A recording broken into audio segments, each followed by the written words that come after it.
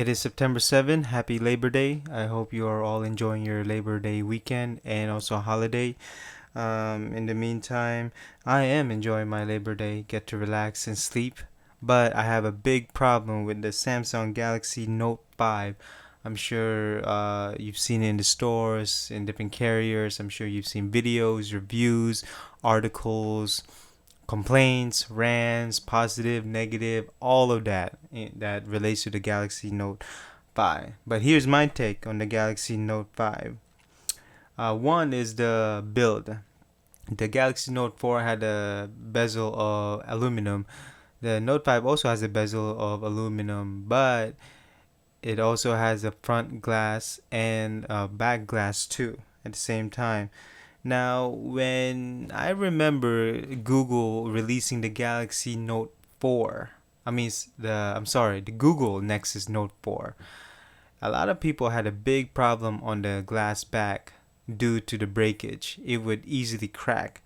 So I have a big concern on the Galaxy Note 5 build, especially the back glass.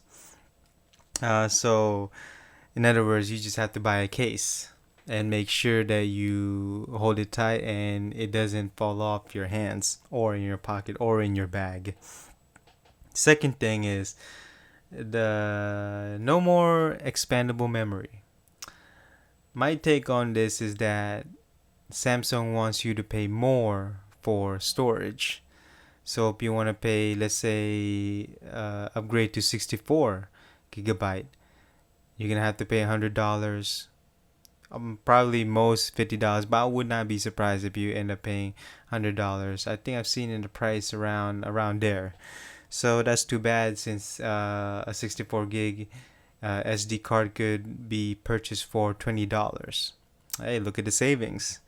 Can you imagine that? Oh, and I forgot to mention that there is no 128 gigabyte option for the Note 5. It is only available for the Samsung Galaxy S6 Plus Edge. So imagine that. It seems like Note 5 is going to the wayside. But at the same time, I'm sure that there are hardcore fans of the Note line that will still buy the Note regardless of the negative features that was not released in the device. The third thing is the non-removable battery. This stinks.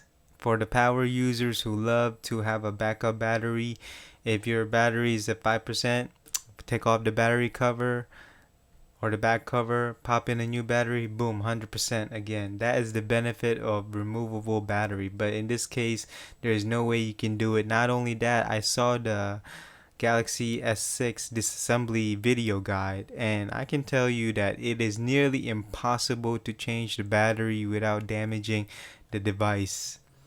Even if you're not gonna replace the battery, but I'm sure you will in the future because battery don't hold their 100% charge as they used to back when they were new. But it's gonna be tough not having that feature. I don't even think it's a feature. It should just be common to all smartphones. Number 4 is the battery size.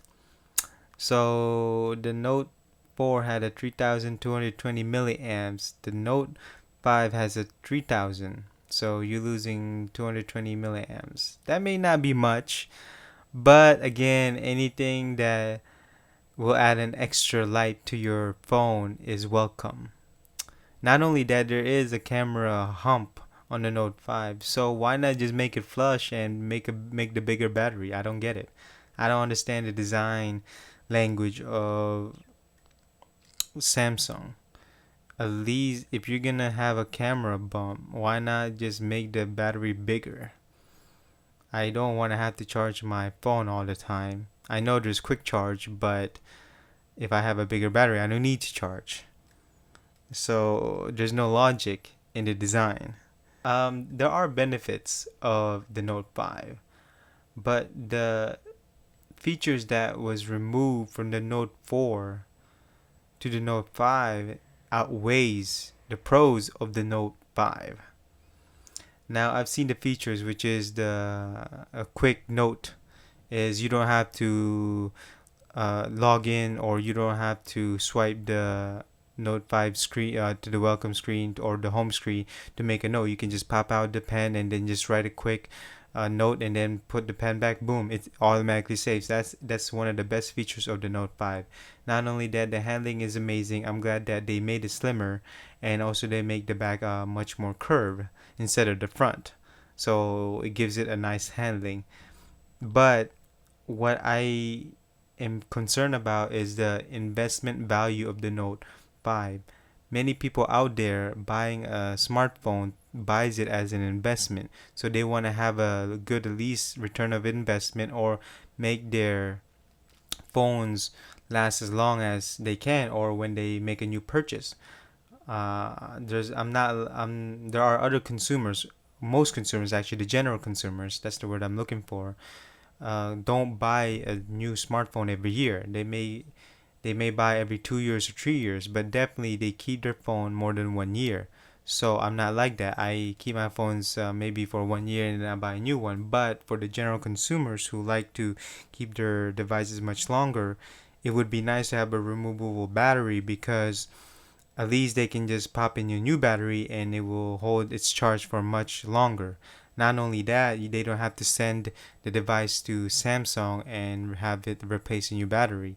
It's much more convenient just to buy a new battery, pop it in, boom, you're done. Anything that will be practical and be much more convenient for the general consumer is welcome. And so, not only that, obviously there's the problem with the pen, but I don't think that's more of a problem when you insert it. I think it's just user error. I don't think it's a big deal. I may be defending the Note 5 here, but I don't see it as a big deal. My most concern is obviously the glass back, the non-expandable memory card, non-removable battery, obviously, and I don't know why they went down the battery size. Oh, and if you are a parent and you like taking pictures and making videos, remember, I would suggest get a 64 gigabyte.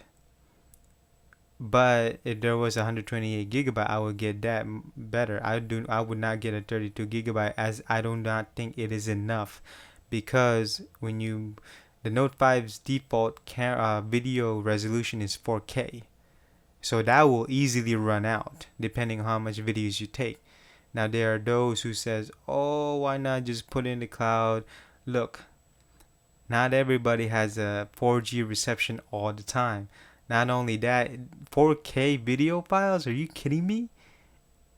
It will take a lot of your data plan easily and quickly. So when you pass your data plan, what do you get? Chargebacks from the carriers. So please keep in mind that you may not think that's a problem, but there are problems out there. And especially me, when I go to Disneyland, I like to take videos and pictures, preferably videos. So imagine that I will run out easily just by having my music, my apps, my pictures, and also my videos. If I get a 32 gig, I'm run out. Okay, problem solved. Just get the 64 gig. Well, why should I get it if I can just buy a SD card, right? Well, in any case, that's my Galaxy Note 5 rant. I hope you listen carefully and you listen well, and I hope you share the same opinions I do. I'm not hating on the Note 5. I just think that the features that it took out was more of the important features. I wish they would have just taken out the small things, like take out TouchWiz and just keep vanilla Android. But that's wishful thinking. Well, I'll see y'all for the next one. Bye bye.